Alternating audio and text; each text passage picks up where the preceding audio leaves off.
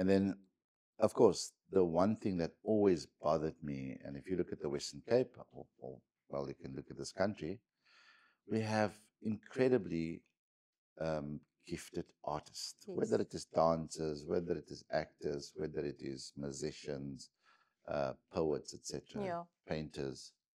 They all fall into the Into arts, arts. yes. Incredibly gifted, but so poor, Mm-hmm. right? They're all poor. It's only literally a handful that makes it out of the industry financially. Financially, I had to bury many great artists that Mm-hmm. just didn't have, a funeral policy Yeah. when they Sure. died. And I think the most embarrassing thing ever was when somebody gets sick or somebody die. Now we must have a concert, to just Yes. raise money Money. to Sure. to, and I think it's disgusting, and I think it is not what we should be having in this country. Yeah.